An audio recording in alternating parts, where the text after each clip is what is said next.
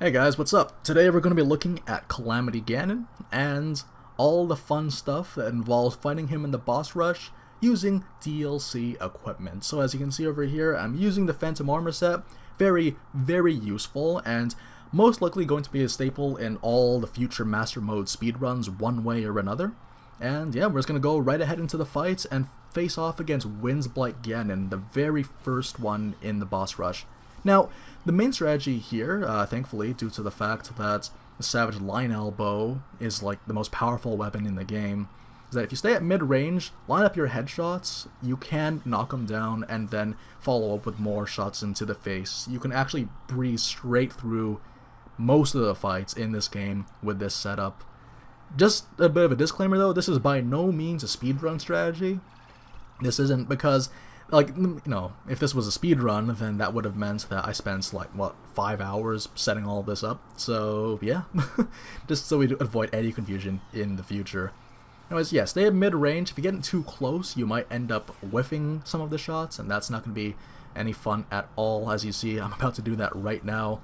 I actually got a little bit over-eager, and he decides to fake me out with a teleport. One very important thing to note when it comes to taking on any of the blights here is that you really have to focus on the fact that you need to stay on them all the time. Otherwise, what's going to happen is that the Master Mode health-regen mechanic is going to kick in, and that's not going to be good for anyone. That's going to end up wasting more time, wasting more durability. Thankfully, with most of the bosses in this game, it's pretty easy to do that, with the exception of one of the bosses in the boss rush, which I will be getting into later. So yeah, Waterblight Ganon, same strategy as usual. Headshot, down him, hit him as many times as you can. Very, very low health. As you can see, I'm using the Savage Lionel Crusher that dropped from the White Lionel on the Great Plateau. I was able to get him pretty quickly, and I'm glad for it. Yeah, just kind of breezing myself through here. Spamming arrows is very, very helpful. The one that I'm using actually isn't, you know, there's no attack damage buffs or anything. It is just a quick shot. And I like that. I like having my quick shots. I like bursting down people as fast as I can. Next one is going to be Fireblight Ganon. This guy's pretty easy to lock in place with or without the Savage Line Elbow, but with the Savage Line Elbow, it is absolute cake. Shoot him in the face once. If you want, you can shoot him a second time to down him, but, you know, I just find that it's better just to shoot him once, leave him wide open, and fire more at the torso. Second phase is, like, you still have to do the scripted part where you throw the bomb, but it is not that much of an issue. Again, you just wait for him to do that, and then you can follow up while he's on the ground. Fireblight Ganon, in my opinion, is one of the easier ones, mainly because it is easy to stunlock him the entire time. You just throw bombs, if you can, to stunlock him, or shoot him in the face with ice arrows twice. That's going to be the best way to down him immediately. Try to do, and don't do what I did here, I tried to get the right side, but he was too close to the wall. If you stay on the right and you use the two-handed weapon charge attack, you can double hit him, and you can actually combo him to death right from the get-go. It doesn't even take 2 phases, you didn't have to waste any more arrows like I did over there. Finally, my Achilles heel. Okay, now this guy is a huge pain. Like, I got lucky, but there will be times where I would, like, be totally on top of it, getting the dodge every single time on the first try. But this time around, well, it took me 3 tries, so it's not as bad as it could have been. All I can say is that, yeah, just keep practicing with the dodge, because that is the only way you're going to be doing damage. Of course, if you do have the Master Sword, another easier strategy to do is to actually block the first hit, and then use your sword combo to break the shields. Once he's stunned, hit him in the face with an Ancient's Arrow, or any arrow that you desire, really, and it should knock him down, leaving him open for more damage. Thankfully, Thunderblight Ganon is relatively squishy in comparison, but the second phase is usually the run-ender for me for this boss rush. It's really deadly. Because I only have 3 hearts, it does quite a bit of damage. It actually one-shots me, even though I am wearing this armor. It's really, really bad. So what I do is just I stun him, stasis, use the charge attack, and just pray that I'm able to burst him down, because if it took any longer, I might have had to deal with the eye laser, and that's just no fun at all. So, finally, we're here, the big cheese, so to speak. Calamity Ganon. Now, as you can see over here, I've actually tried to rush the first phase as soon as possible, and I highly recommend that you guys do it too. Mainly because you're guaranteed damage, meaning you are guaranteed to stop the health regen from kicking in. The thing about the health regen mechanic for this fight is the fact that the health regen is percentage based, as far as I can tell, meaning that each tick of the health regen is going to be very, very sizable, because Calamity Ganon has a lot of health.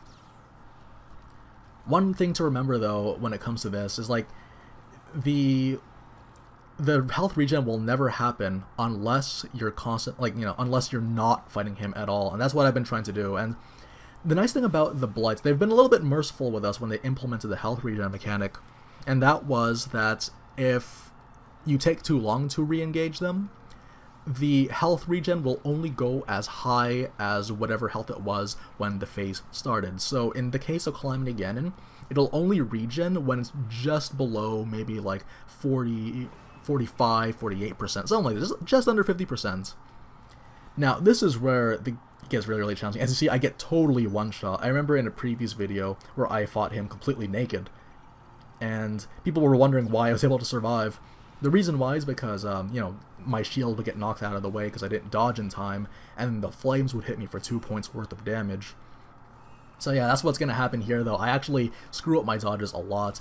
Don't be afraid to bring fairies. I mean, there are fairies plenty available, and as I said earlier, this isn't a speed run by any stretch of the imagination. I've actually been thinking about it the entire time, wondering if it would be possible to actually still use the old speedrun loadout and win. And maybe it could, like, hypothetically it is possible, like, you know, theoretically it is possible if you were to actually, you know, like, be very, very good and get all of your perfect dodges down. But if you make too many mistakes in the second phase, where you can't even interrupt the ticking of the health regen, especially when he climbs, he's free to regenerate all he wants. So there is a bit of RNG. But going back to the whole speedrunning thing, though, I do think that it might be possible, like, provided that you have, like, you know, this equipment with the Phantom Armour Set. But it is going to be a huge challenge. You have to really bring out your A game to make sure that he doesn't regen. And who knows, maybe at the time of me recording this audio track, they might have already finished it. As you can see here, I'm screwing up the lasers. This guy's recovered his health, you know, all the way just below 50%, I think. It looks like a little less than half the total health bar. Though I might be wrong, I don't know, my eyesight isn't exactly the best looking at this tiny screen that I'm watching right now. As you can see here, I'm just trying to get as much damage as I can. Savage Lionel Blow with 3 bomb arrows, really, really good weapons. So yeah, got lucky, got the Flurry Rush there, breathing a slight sigh of relief, but it's too early to relax, you guys. Like, this guy will heal it all back if I make one mistake, usually. Sometimes you might get lucky, but again, there is a bit of RNG involved in this fight. And thankfully, it does work out in my favor. It might take a few tries for you guys as well. I mean, for me, I actually don't believe I'm a particularly incredible player at the game. But that's why I like this challenge so much, is that it's by no means an impossible task to do it. It is doable. I've done it at least twice, and I feel that if you were even more savvy player than I am, then you guys probably wouldn't have as much of an issue as I do. Yeah, as you see here, I was very worried. The reason why I was rushing the first phase is because I was too afraid of having my weapon durability wear out due to all the wear and tear I had to do on it. Because there are weapons, royal weapons, that are scattered across this arena, but I had my doubts. I'm pretty sure they won't be sufficient to actually beating Calamity Ganon if he heals it all back too fast. That's one of the things I liked about this, though. See, he's getting ready with that Spirit Bomb. You have to hit that with a Bomb Arrow if you still have them, because yeah, that thing will chase you around, and then he'll be free to regenerate while you're running away from impending doom. Now, I got lucky for this part. This part was very, very fortunate for me, because he kind of went in a bit of an AI loop. He kept using the horizontal swing, which is an attack I was way more confident in dodging in comparison to the vertical swing. I don't even think I dodged a single vertical swing for this entire video, which is nuts. So yeah, I was able to kind of get that down, doing as much damage as I can, wearing away at my Savage Lionel Crusher. The Savage Lionel Crusher is the most durable weapon in the game, I believe, and I was worried about those breaking. So yeah, just take that in. Each tick on the on Calamity Ganon's regen, I believe, is the equivalent of me hitting him with a Savage Lionel sword, but, you know, with this armor. So yeah, it's pretty crazy. I was so worried at this part, because like, oh, he's gonna climb again. I might have to run out of weapons. I might be taking too long to do this video.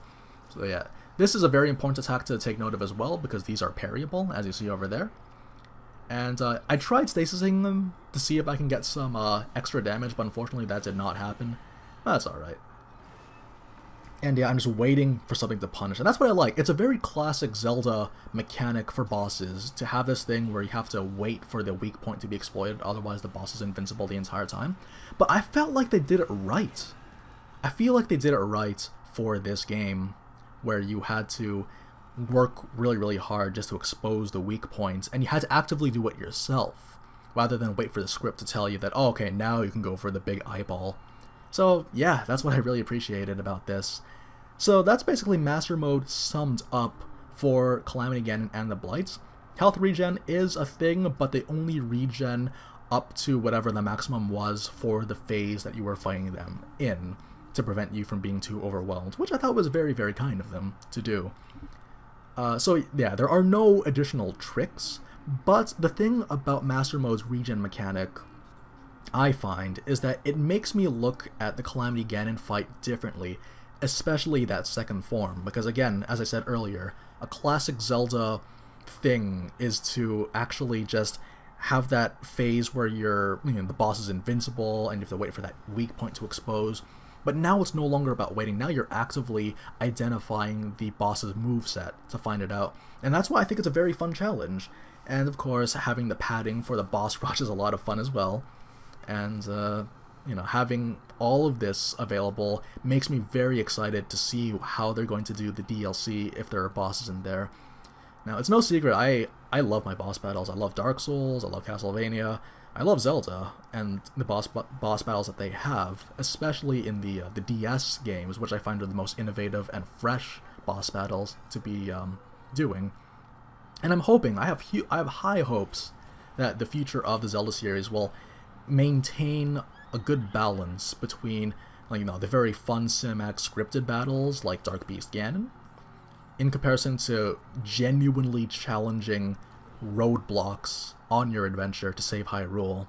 And I hope that in the future, you know, like they said that open world Zelda games are going to be a series mainstay, and I'm hoping that you know, fun, engaging, and very challenging bosses will be a mainstay for the series as well. I mean, my personal favorite boss in this game was Thunderblight Ganon, and he's actually my favorite, well, one of my favorites in the series. And that speaks volumes, because I've been playing this series for quite some time now, and part of what made it so fun is that it was very challenging. I felt rewarded for overcoming the challenge that is Thunderblight Ganon, my Achilles heel, so to speak. So I'm hoping that, you know, the boss philosophy will continue to be flexible and have a good balance between these staged fights and the very intense gauntlets of endurance and dexterity, so to speak. Anyways, guys, that should do it pretty much for this guide video. You know, there's not much of a difference. There's no new tricks, no new moves or anything like that. Just good old-fashioned boss fights with health regen attached to them. Anyways, guys, I hope you enjoyed the video, and I will be seeing you next time. Bye-bye.